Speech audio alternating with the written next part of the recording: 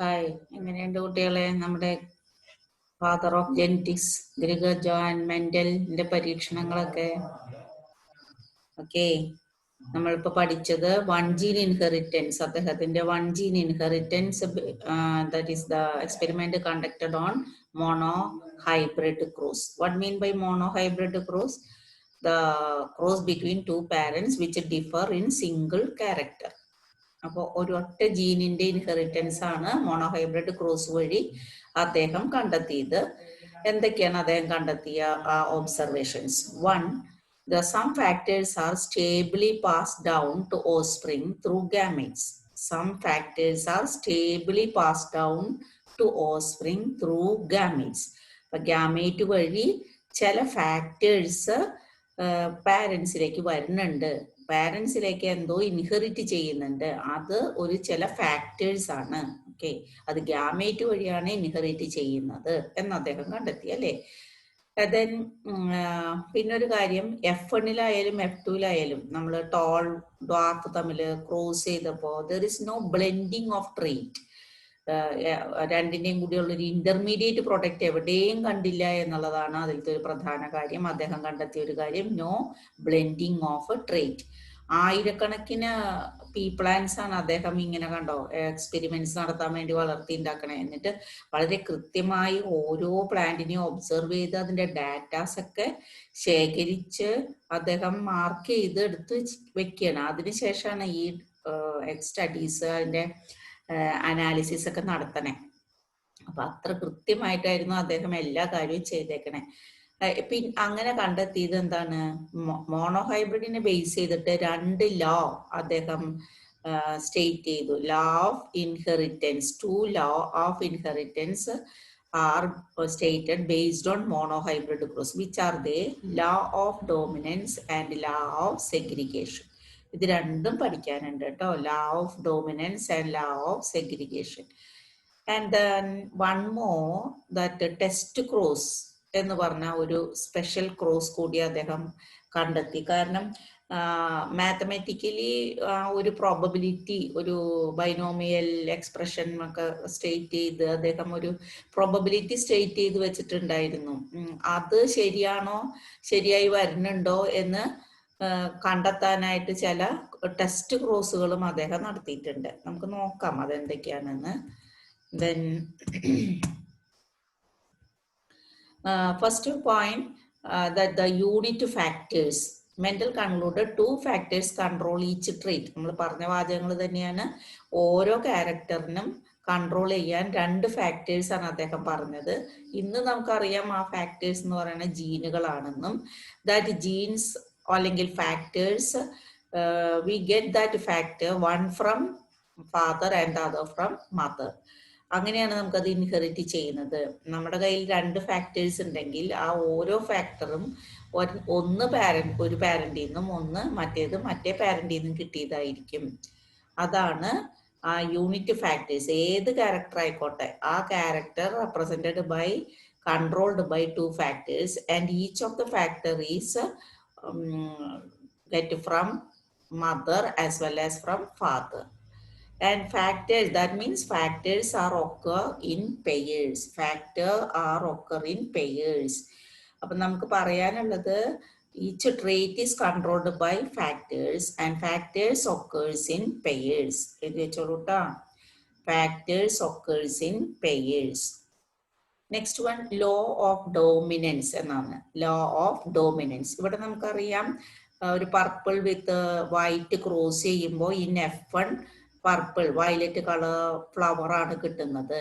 അപ്പൊ ഈ ഒരു ട്രേറ്റ് ഇവിടെ കാണാനില്ല. There is no blending of trait and this trait, parental trait, is missed here. എന്തുകൊണ്ടാണ് ഇത് മിസ് ചെയ്തതെന്നും F2 ജനറേഷനിൽ വീണ്ടും ആ കാണാതായ പാരന്റൽ ട്രേറ്റ് വീണ്ടും വന്നത് എന്തുകൊണ്ടാണെന്നും എല്ലാം എക്സ്പ്ലെയിൻ ചെയ്യുന്ന ഒരു ലായാണ് ലോ ഓഫ് ഡോമിനൻസ്. എന്താണ് law of dominance? In A dissimilar pair of factors, in A dissimilar pair of factors എന്ന് വെച്ചാൽ എന്താ? Heterozygous condition. One member of pair dominates the other. അപ്പോ ഫാക്ടേഴ്സ് ഹെട്രോസൈഗസ് കണ്ടീഷനിലാണ് ഒരു ഇൻഡിവിജ്വൽ കാണണമെങ്കിൽ, in A heterozygous condition that alleles, one member of the pair, one allele of the pair dominate the other. നമുക്കറിയാം രണ്ട് അലീലുകളാണ് ഒരു factor ക്യാരക്ടറിനെ represent ചെയ്യാനായിട്ട് രണ്ട് അലീലുകൾ ഉണ്ടെങ്കിൽ ഒരു ഹെട്രോസൈഗസ് കണ്ടീഷനിൽ one അലീൽ dominate over the other, and that one which is masked by the dominated one is called recessive, and the other one is called dominant allele. അപ്പൊ law of dominance ഈ definition ഒക്കെ കാണാതെ പഠിക്കുക. Then law of segregation. Law of segregation, segregate എന്ന് വെച്ചാൽ എന്താ, വേർതിരിയ. അപ്പൊ അത് പറയുന്നത് ഗാമിറ്റോജെനിസിസ് നടക്കുന്ന കാര്യമാണ്. അപ്പൊ നമുക്ക് what happens during gametogenesis the paired unit factors, നമ്മൾ തൊട്ട് മുമ്പത്തേൽ പറഞ്ഞു characters represented by factors and factors are present in pairs. അപ്പൊ ഇവിടെ പറയുന്നു ഗാമിറ്റോജെനിസിസിൽ പറയുന്നത് ആ paired unit factors separate from each other so that each gamete receives one factor during gametogenesis. Okay, ഈ paired factors separate from each other, ഞാൻ ഇതിൻ്റെ കൂടെ തന്നെ ഇരിക്കുള്ളൂ എന്ന് പറയില്ല, അതെ, separate from each other so that each gamete receives one factor, either the dominant allele or the recessive allele. Each gamete receives one factor. Okay. ഇനി അപ്പൊ നമുക്കറിയാം ഹോമോസൈഗസ് ആയിട്ടുള്ള പാരന്റ് ആണെങ്കിൽ ഉണ്ടാകുന്നത്, ഇപ്പൊ ക്യാപിറ്റൽ ടി ആയിരുന്നെങ്കിൽ ഉണ്ടാകുന്നത് എപ്പോഴും സിമിലർ ഗാമേറ്റ് ആയിരിക്കും. ഇപ്പൊ ഇത് ഹെട്രോസൈഗസ് ആണ്, അതുകൊണ്ട് two type gametes are produced, two kinds of gametes are produced. That is law of segregation. ഇനി അദ്ദേഹം അതുപോലെ തന്നെ വേറൊരു ക്രോസ് കണ്ടക്ട് ചെയ്ത് പ്രൂവ് ചെയ്തു, ടെസ്റ്റ് ക്രോസ് എന്ന് പറഞ്ഞിട്ട്. എന്തിനാണ് ടെസ്റ്റ് ക്രോസ് അദ്ദേഹം ഉപയോഗിച്ചത്? ഇത് എപ്പോഴും എക്സാമിന് ചോദിക്കുന്നതാണ്. What is the significance of test cross? To identify unknown genotype of an individual. നമ്മൾ പറഞ്ഞു മായുള്ളതാവാം, അല്ലെങ്കിൽ ഇപ്പൊ എന്താണ് റെസസീവ് ആയ ഒരു ട്രേറ്റ് ആണെങ്കിൽ അതിൽ മായ ഉണ്ടാവില്ല, അതിൽ ഹോമോസൈഗസ് അലീലായിരിക്കും. എന്നാൽ ഒരു ഡോമിനന്റ് ഫീനോടൈപ്പ് ആണ് നമുക്ക് തരണേന്നുണ്ടെങ്കിൽ അതിൻ്റെ ജീനോടൈപ്പ് രണ്ടെണ്ണം, അതായത് ഹോമോസൈഗസ് കണ്ടീഷനോ അല്ലെങ്കിൽ ഹെട്രോസൈഗസ് കണ്ടീഷനോ ആകാം. അപ്പൊ ഇതിലേതാണ് എന്നറിയാൻ ആകെയുള്ള ഒരു വഴി ആ തന്ന ഇൻഡിവിജ്വലിനെ അല്ലെങ്കിൽ ആ തന്ന മെറ്റീരിയലിനെ ആരായിട്ട് ക്രോസ് ചെയ്യണം? അതിൻ്റെ റെസസീവ് ക്യാരക്ടറുള്ള ഒന്നായിട്ട് ക്രോസ് ചെയ്യണം. ഓക്കെ, അപ്പോൾ to identify the unknown genotype of an individual, what to do? Cross the given individual with its recessive parent. Okay, അതാണ് കാര്യം. എന്നിട്ട് ഇങ്ങനെ ക്രോസ് ചെയ്യുമ്പോൾ നമുക്ക് രണ്ട് തരത്തിൽ റിസൾട്ട് കിട്ടും. എന്നിട്ട് ഇതിനെ അനലൈസ് ചെയ്യാണ് ചെയ്യുക. If all the progenies are same, കിട്ടിയ നമ്മൾ ക്രോസ് ചെയ്യുമ്പോൾ കിട്ടിയ എല്ലാ പ്രോജനീ സെയിം ആണ് എന്ന് വെക്കുക, ഒരേപോലെ തന്നെയാണെങ്കിൽ അപ്പൊ എന്തായിരിക്കാം? ആ തന്ന പാരന്റ് പ്യുവർ ആയിരിക്കും, എന്ന് വെച്ചാൽ ഹോമോസൈഗസ് ആയിരിക്കും. ആ തന്ന പാരന്റ് ഹോമോസൈഗസ് ആകുമ്പോ അതിൽ നിന്ന് ഒരേ ടൈപ്പ് എന്തുണ്ടാവുള്ളൂ? ഒരേ ടൈപ്പ് ഗാമേറ്റ് ഉണ്ടാവുള്ളൂ. അപ്പൊ ഒരേ ടൈപ്പ് ഗാമേറ്റ് ഉണ്ടാവുമ്പോൾ ഉണ്ടാകുന്നത് എപ്പോഴും ഹെട്രോസൈഗസ് ആയി ഇൻഡിവിജ്വൽസ് ഉണ്ടാവും. ഹെട്രോസൈഗസ് ആയിട്ട് ഇൻഡിവിജ്വൽ ഉണ്ടാകുമ്പോൾ നമ്മുടെ ലോ ഓഫ് ഡോമിനൻസ് ഇവിടെ വർക്ക് ചെയ്തിട്ട് എല്ലാവരും ആ ഡോമിനന്റ് ഫീച്ചർ എക്സ്പ്രസ് ചെയ്യും. അതുകൊണ്ട് എല്ലാം ഒരേ പാറ്റേൺ ആവും. എന്നാൽ ഹെട്രോസൈഗസ് ആണ് ഇതിൻ്റെ ജീനോടൈപ്പ് എങ്കിൽ during gametogenesis they separate into each gamete. അപ്പോൾ ഉണ്ടാകുന്ന ഗാമേറ്റുകൾ ഡിഫറെന്റ് ടൈപ്പ് ഗാമേറ്റ് ഉണ്ടാവും. അങ്ങനെ വരുമ്പോൾ നമുക്ക് കിട്ടിയ പ്രൊഡക്റ്റിൽ പകുതി ആ റെസസീവ് ക്യാരക്ടർ കാണിക്കും, പകുതി ഡോമിനന്റ് ക്യാരക്ടർ കാണിക്കും. ഓക്കെ, അപ്പൊ ഇവിടെ ഫീനോടൈപ്പും ജീനോട്ടിപ്പിക് റേഷ്യോയും 1:1 എന്ന അനുപാതത്തിൽ കിട്ടും. അപ്പോൾ 1:1 എന്ന അനുപാതത്തിൽ കിട്ടുകയാണെങ്കിൽ നമ്മൾ എന്ത് പറയും? തന്ന അൺനോൺ ജീനോടൈപ്പ് ഏതാ? ഹെട്രോസൈഗസ് ആണ് എന്ന് പറയും. അതാണ് ടെസ്റ്റ് ക്രോസ് എന്ന് പറയുന്നത്. അപ്പൊ എന്തൊക്കെയാ ടെസ്റ്റ് ക്രോസിൽ ഓർക്കുക? എന്തിനാണ് test cross? To find the unknown genotype of an individual. എങ്ങനെയാണ് ചെയ്യുക? that unknown individual is crossed with its recessive parent. എന്നിട്ട് അനാലിസിസ് നടത്തുക.